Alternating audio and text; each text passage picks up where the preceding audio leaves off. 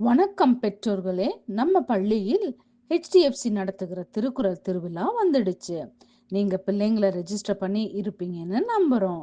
வாங்க, நம்ம பிள்ளைங்க திருக்குறள் திருவிழாவை பற்றி எந்த அளவுக்கு தெரிஞ்சு வச்சிருக்காங்கன்னு பார்ப்போமே.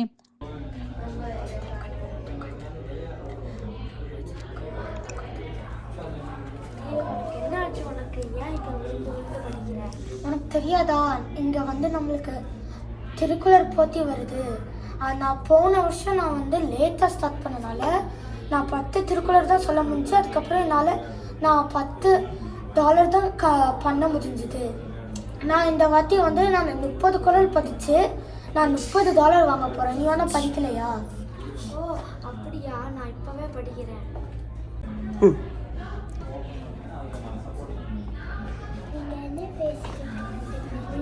நாங்கள் திருக்குறள் போட்டியை பற்றி பேசிட்டு இருக்கோம். ஆமாம், இந்த வருஷம் நம்மளுக்கு திருக்குறள் போட்டி வருதுல்ல, அதுக்கு தான் நாங்கள் 2 பேருமே படிக்கிறோம்.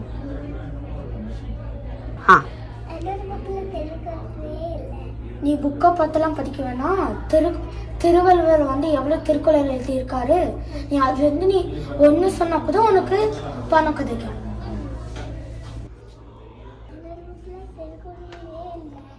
உன்னோட வயசு என்ன? உனக்கு ஒரு திருக்குறள் சொன்னாவே உனக்கு விளக்கமே இல்லாமல் நீ ஒரு திருக்குறள் சொன்னால் உனக்கே $1 தருவாங்க. நீ என்ன படிக்கிறேன்னு சொல்லு, அதே நான் படிக்கிறேன். உன் வயசு என்ன? 8.